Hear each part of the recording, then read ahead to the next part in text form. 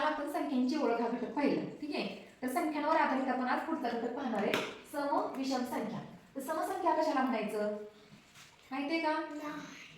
नाही. बर, समसंख्या म्हणजे काय आणि विषम संख्या म्हणजे काय? तुम्हाला भागाकार येतो? पाड्याच्या संख्यांचा भागाकार येतो का? येतो. गुणाकार येतो? येतो. ठीक आहे. तर समसंख्या म्हणजे काय? ज्या संख्येला 2 ने निशेष भाग जातो. कसा भाग जातो? निशेष. कितीने? 2 नी. 2 नी निशेष भाग जातो. निशेष म्हणजे माहिती का तुम्हाला? काय अर्थ त्याचा? निशेष भाग जातो म्हणजे की जिथे भागाकार केल्यानंतर बाकी शून्य येते. किती येते? शून्य. समसंख्या म्हणजे ज्या संख्येला 2 ने निशेष भाग जातो त्या सर्व संख्या समसंख्या असतात. तर निशेष भाग जातो म्हणजे त्या संख्येला भागल्यानंतर बाकी काहीच नाही उरत, म्हणजे शून्य. बाकी किती असते तिथं? शून्य. भागाकार केल्यानंतर बाकी शून्य येते, याला म्हणायचं निशेष भाग. म्हणजे आपण जेव्हा संख्या घेतल्या, उदाहरणार्थ आपण 32 घेतलं, 32 या संख्येला 2 नी भागितलं, तर इथं काय होतं? 2 नी म्हणजे 2 नी भाग घातल्यानंतर इथं भागाकार येतो 16 आणि बाकी राहते शून्य. म्हणजे ज्या ज्या संख्येला भागल्यानंतर बाकी शून्य येते त्या सर्व संख्या सम असतात. ते ओळखायचं कसं?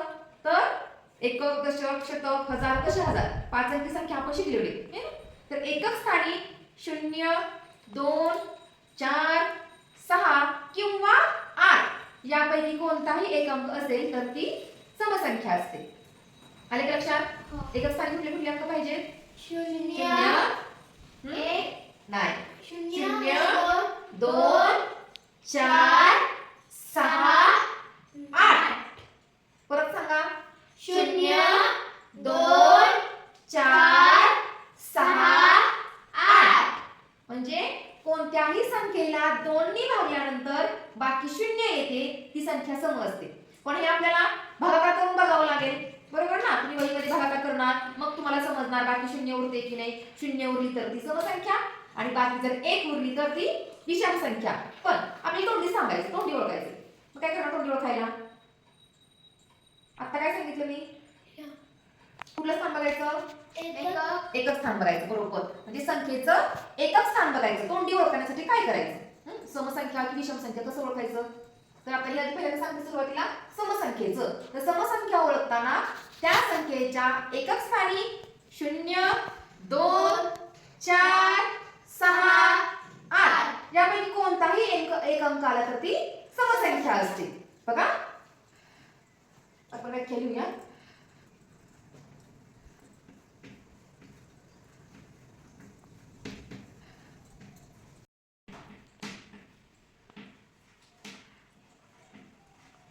समसंख्येच्या एकक स्थानी, कोणत्या स्थानी? एकक स्थानी. दुसरी स्थान बघायची का इथं? नाही. शतक, हजार बघायची गरज आहे का? नाही. फक्त एकक स्थान महत्त्वाचं आहे. मग ते 3 अंकी संख्या असू देत किंवा 4 अंकी, 5 अंकी, कितीही मोठी संख्या असू देत, फक्त त्याचं बघायचं एकक स्थान फक्त बघायचं. समसंख्येच्या एकक स्थानी बघा 0, 2, 4, 6 किंवा 8 यापैकी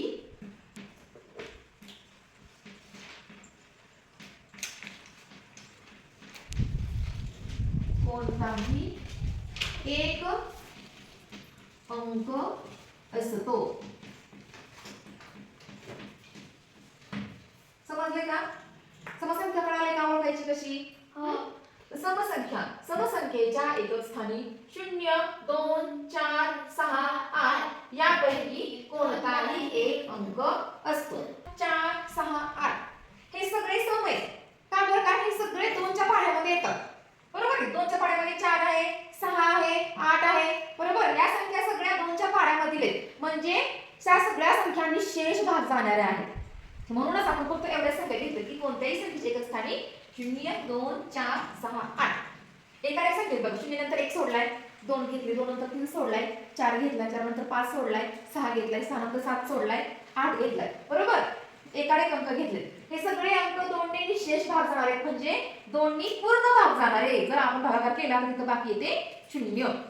आपण भागाकार करून पण संख्या ओळखू शकतो, पण ते लेखी करावं लागेल. तोंडी आपण काय करायचं? त्या संख्येचं एकच स्थान बघायचं. आता बघा बरं 1 ते 100 संख्येमध्ये बघा, तिकडे बघा एकच स्थानी बघा.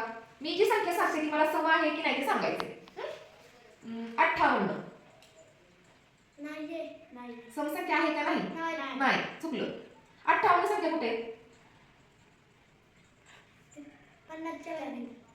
50च्या ओळी 58. मग एकच स्थानी किती आहे? एकच स्थानी 8 हा, एकच स्थानी 8 आहे. मग 8 एकच स्थानी असेल सम असेल का नाही? असेल. मग नाही कसं म्हटलं? एकच स्थान बघायचं. तुम्ही तसेच स्थान बघितलं. 5 बघितला ना? चुकलं, स्थान चुकलं, उत्तर चुकलं. अशी गडबड परत करायची नाही. संख्येचं एकच स्थान बघायचं. गडबड केली की उत्तर चुकणार. 58 मध्ये एकच स्थानी 8 आहे. आपल्या नियमामध्ये दिलेले एकच स्थानी 8 असेल तर ती समसंख्या आहे. पुढची संख्या बघा इथे 64. म्हणजे समसंख्या आहे. का बरं आहे समसंख्या? कारण की त्या लाईनीत 6 आहे. एकच स्थानी, लाईनीमध्ये नाही. त्या 64 या संख्येच्या एकच स्थानी काय आहे? 6. 4. तुम्ही कुठं बघताय?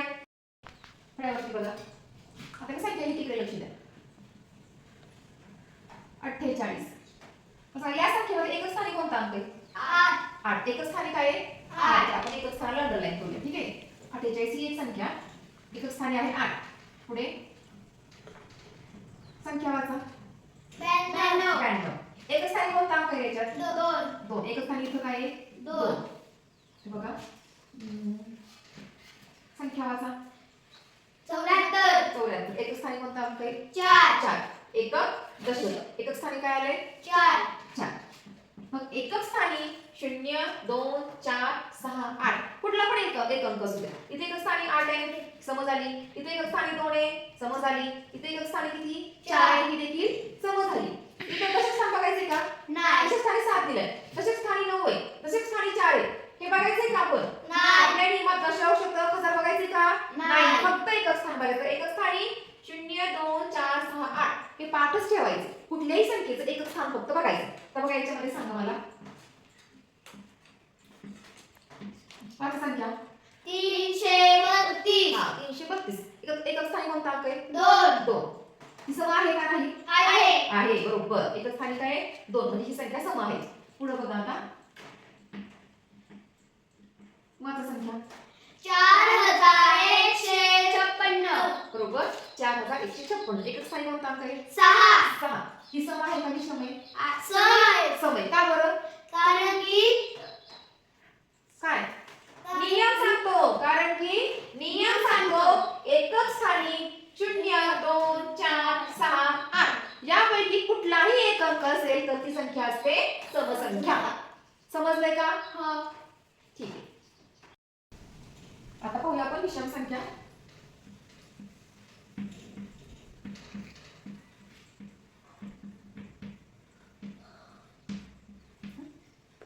समसंख्येच्या उलट. इथं काय करायचं? समसंख्येच्या उलट करायचं विषम मध्ये. इथं सुद्धा एकच स्थानच बघायचं. विषम संख्येच्या एकक स्थानी कुठले अंक असतील सांगा आता उलट म्हटल्यावर. कुठले अंक येतील? 1 3 5 7. बरोबर. आणि एक राहिला कुठला? 9. 9. बरोबर. इतका वेळ उत्तर द्यायला. समच्या उलट विषम संख्या. तर समसंख्येच्या इथं सुद्धा एकक स्थानच बघायचं. समसंख्येच्या विषम संख्येच्या एकक स्थानी 1 3 5 7 9 यापैकी कोणताही एक अंक असेल तर ती विषम संख्या असते. आणि विषम संख्येला 2 ने भाग घालवल्यानंतर बाकी 1 उरते. इथं बाकी 0 असते का? नाही. आपण जर भागाकार करून बघितला 2 ने भागून पाहिलं तर तिथं काय होतं? 1 बाकी शिल्लक राहते. किती शिल्लक राहते? 1. एक संख्या दिली ती संख्या सम आहे की विषम आहे? भागाकार पद्धतीने बघायचं. तर 2 ने भागितलं आपण त्याला तर तिथं काय होतं? पूर्ण भाग जात नाही, निशेष भाग जात नाही. विषम संख्येला कधीच निशेष भाग जात नाही. तिथं नेहमी बाकी राहते 1. किती राहते? 1. पण हे भागाकार पद्धतीने. पण आपल्या सोपं काय करायचंय? तोंडी ओळखायचं. तोंडी ओळखायचा नियम काय सांगितला मी? विषम संख्येच्या एकक स्थानी 1 3 5 7 9 यापैकी कोणताही एक अंक असेल तर ती विषम संख्या असते. विषम संख्येच्या एकक स्थानी 1 3 5 7 9 यापैकी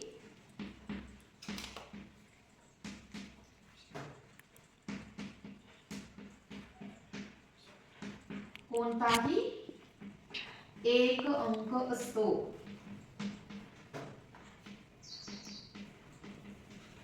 बरोबर आहे का? मी लिहिलेलं बरोबर आहे का?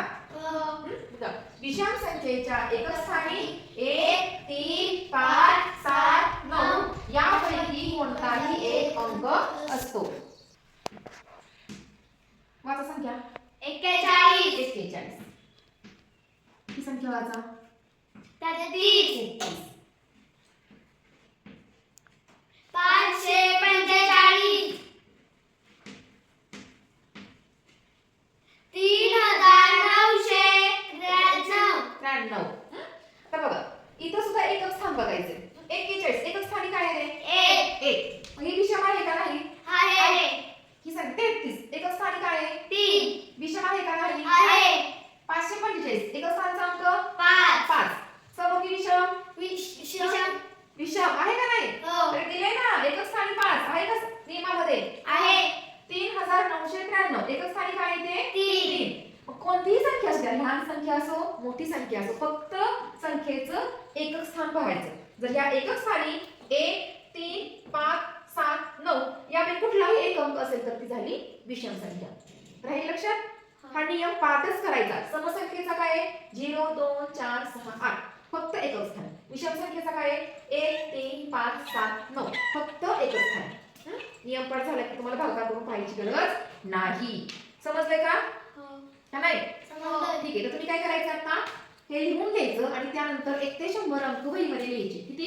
1 ते 100 1 ते 100. ते 1 ते 100 मध्ये ज्या समसंख्या आहेत त्या सगळ्या समसंख्यांना गोल करायचा. म्हणजे कुठल्या संख्यांना? ज्या संख्येच्या एकक स्थानी काय असेल?